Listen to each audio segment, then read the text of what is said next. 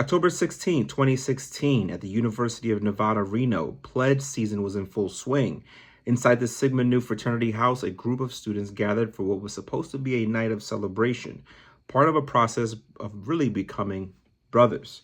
But by morning, 19-year-old Ryan Abele was gone. He had fallen down a flight of stairs inside the house, suffering catastrophic injuries.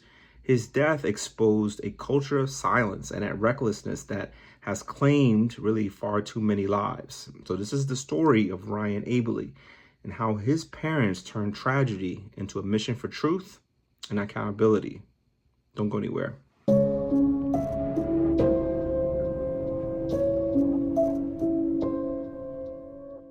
Welcome to Cultured Unplugged, where the silence ends. I'm your host, Uncle Chris, and on this channel, we uncover the real stories of hazing, the ones that the schools and the organizations would rather bury. And so if you're new here, I want to welcome you and thank you for joining this channel. If you're an existing member, we strongly want to just be able to touch on you and share how grateful I am to earn your subscription. So in this space, be first cautious to also mention my deep and sincere love and light to the family of Ryan Abele. I mean no disrespect to the story. For those who knew Ryan, for anyone who was just wondering, again, we use this space to really put a focus on hazing, anti-hazing advocacy. And so as a survivor myself, this has been a space where it's very personal to me. It's very important to me that everything that I am sharing is right to the full accuracy. So if you have any questions, please send me an email at coveredandcultured@gmail.com. Also, if you would like to be able to share your story as far as survival, whether you've come out of hazing and it changed your life, do you want to do good, you want everybody to hear your story, please send me an email at coveredandcultured@gmail.com. Likewise, if you're a parent who would also like to share your side of the story, whether you knew your son or your daughter, anyone in your family, y'all have come together and said, hey, look, it's time that we share this story, I also invite you to do so as well. So let's continue on here. So again, if you believe in what we're mission focused, again, I encourage you to subscribe because we're going to share it here. So really tonight, we are telling the story of Ryan Abele, a college student whose death forced a fraternity on campus and a community to really confront the deadly cost of hazing. So Ryan Abele was a 19-year-old sophomore at the University of Nevada, Reno. He grew up in California, a high school graduate from Concord, so known for his kindness, his humor, and ambition. He was an athlete, actually a skier, and a young man who believed in teamwork and tradition. So like so many students, Ryan wanted to belong. He joined Sigma Nu, a fraternity that promised the brotherhood, the leadership, and the lifelong bonds. But the process of joining would have really become the very thing that took his life. That night, Ryan was at the Sigma Nu Fraternity house at the University Terrace. Reports later confirmed that there was alcohol present and underage drinking, of course, was common. This is something that definitely goes on when it comes to colleges, as you already know. Around 3 a.m., Ryan fell down a steep flight of stairs inside the house. He suffered fatal head and neck injuries. And instead of immediately calling 911, this is the part that really frustrates me, y'all. Instead of calling 911, fraternity members reportedly hesitated, which is the cover up. Of course, they're worried about the consequences, about the house, and really about themselves. So it switches from people who are supposed to be your brothers, supposed to be a part of this organization that cares for one another and loves one another, but instead becomes individuals when things go south. So here's where things get really, really dark. His death really shook the campus and devastated, of course, his family. By the time the emergency responders had arrived, by the way, y'all, Ryan really could have been revived. That's what I wanted to say was so dark about this, was that by the time the emergency responders arrived, Ryan could have had a second chance. But again, the focus was, what could I do for myself? How do I run away and cover up what happened instead of just trying to save someone that supposedly that they cared about? But let's continue on. He was a 19-year-old really full of potential. gone because of a system that too often values the silence over the life. Here's where the investigation and fallout play out here on this. The University of Nevada, Reno suspended Sigma Nu's Delta Xi chapter almost immediately, as they should. After an internal review, the National Sigma Nu Fraternity revoked the chapter's charter, which cited violations of alcohol and hazing policies. They had a history of it already. And Sigma Nu is one of those organizations that I have talked about on this channel for having numerous cases of hazing being reported. If you look through the short reels that I've done, whether it's on Instagram, Facebook, TikTok especially, we are very much on TikTok. There is countless videos that I've discussed about Sigma Nu, and these are reported headlines, what's been actually in the news itself. So the pattern should show you alone, whether you're a parent, whether you're someone who's an educator, that there's a correlation and the problem is out of control. So my condolence and love and light to the Ryan Abele family. So let me continue here.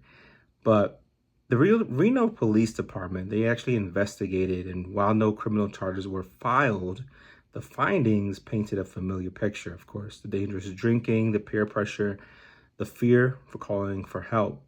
Ryan's parents, Christopher and Colleen Abele, filed a civil lawsuit against Sigma Nu Fraternity Incorporated, the local chapter, and several individuals that really was a part of the case. They alleged that the story of everything that was happening with Ryan Abele, they alleged the negligence, the hazing, and the wrongful death. And he argued that the environment that their son was placed, it was unsafe and enabled a fraternity, really a fraternity culture that fostered harm. In interviews, Ryan's father said this: "No parent should ever have to bury their child because others were afraid to do the right thing."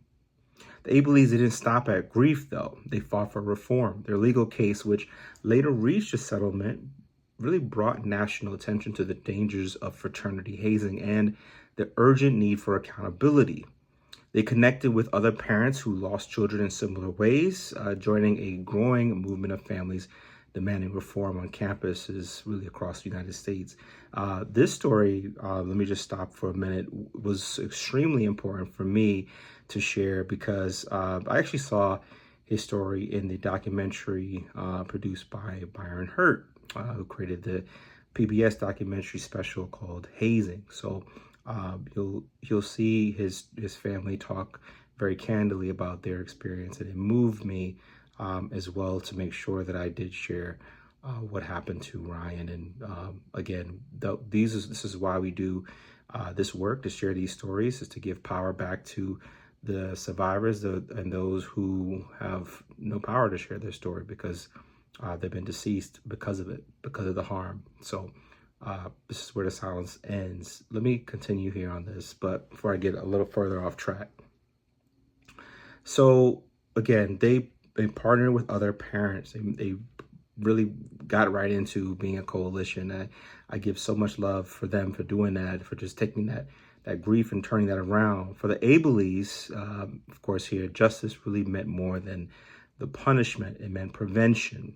They wanted Ryan's story really to save someone else's child, very much like what we do here.